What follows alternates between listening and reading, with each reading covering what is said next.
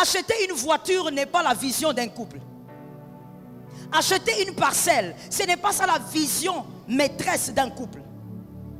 La vision d'un couple, c'est ce que Dieu a dit que vous devez devenir. Ça tombe sur ceux qui sont derrière là-bas. Parce que je sens que l'onction est là-bas. La vision du couple, c'est ce que vous devez être selon Dieu. C'est que la famille doit devenir selon Dieu.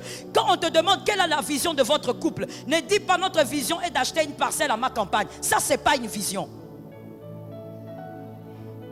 Ce sont les outils de la vision. Mais ce n'est pas ça la vision. Le père de famille, le chef de famille doit savoir qu'est-ce que Dieu a dit sur sa famille. La deuxième destruction. Deux visions de la vie dans un foyer. C'est très dangereux. Lorsque dans un foyer, il y a deux visions de la vie, ce n'est plus un foyer, c'est autre chose qui est en train de se créer ou de se bâtir. C'est la mort du foyer. Deux visions dans un seul foyer. Ces deux visions vont déstabiliser le foyer. Car tout foyer à l'image du Christ, à l'image du mariage entre Christ et l'Église, tout foyer doit avoir une seule vision. Que Dieu te soutienne. Et la vision est présentée par le Père. Qui a dit Amen? La vision est présentée par l'homme, les chefs. Voilà pourquoi, dans l'éducation, je pense qu'il faut bien serrer l'éducation des garçons. Parce que c'est lui qui sera chef demain d'une famille.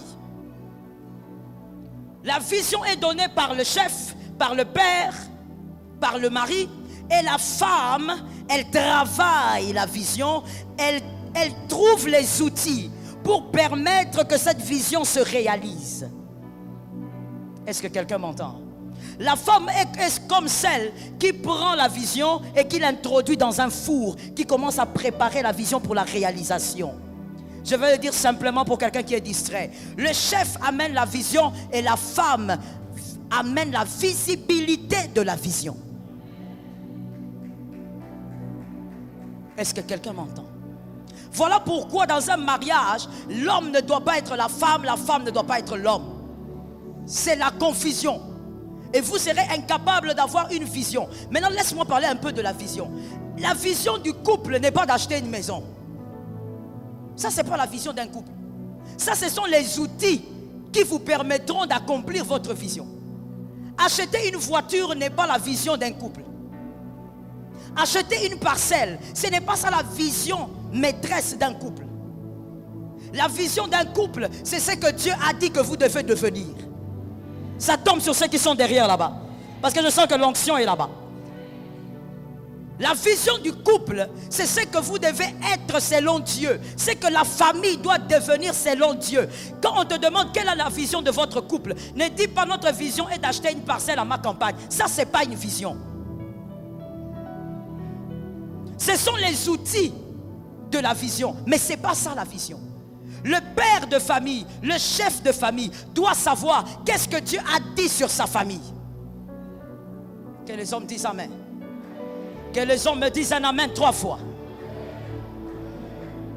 Le chef de famille doit savoir qu'est-ce que Dieu a dit sur cette famille. Monsieur, tu veux te marier, mais as-tu déjà capté la vision de ta future famille?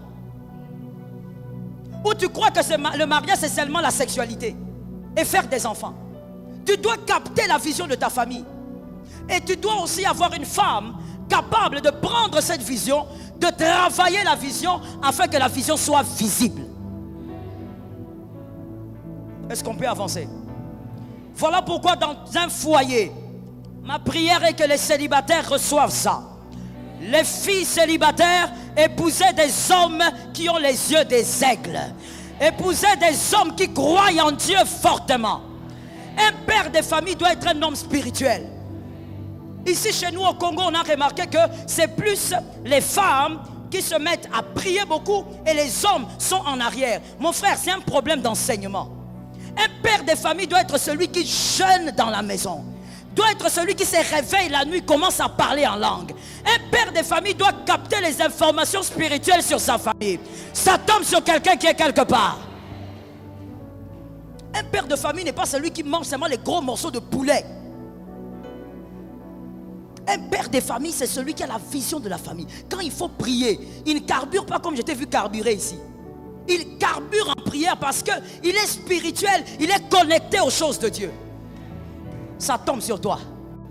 Un père de famille n'est pas celui qui est là, assis, en train d'attendre et de dire à sa femme, va prier pour moi, intercède pour moi. Un père de famille doit avoir la vision.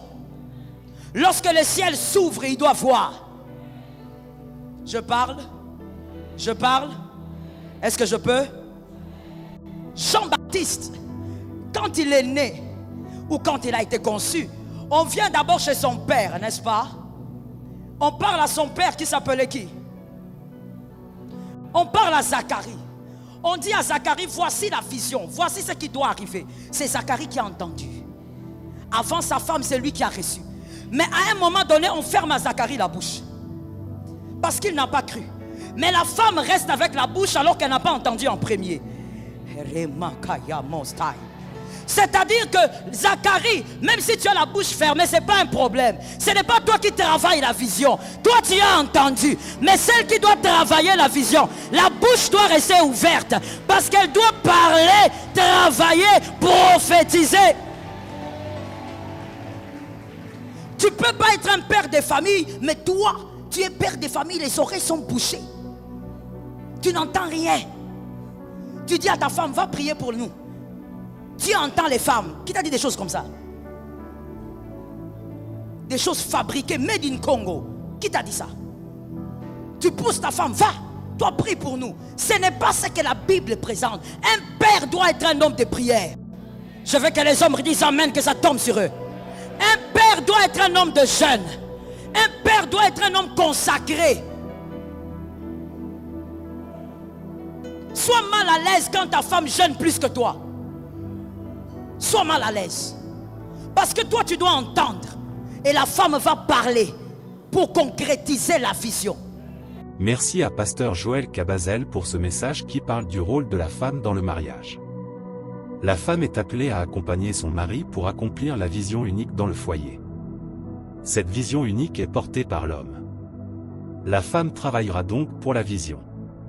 La Bible écrit dans Éphésiens 5 versets 22 à 24, « Femmes, soyez soumises à vos maris, comme au Seigneur, car le mari est le chef de la femme, comme Christ est le chef de l'Église, qui est son corps, et dont il est le sauveur.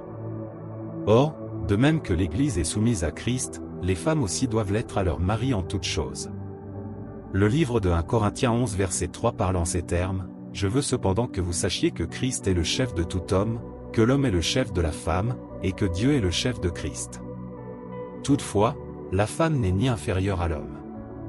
La Bible à cet effet souligne l'égalité et l'amour mutuel entre les époux, mettant l'accent sur le respect et le soutien mutuel.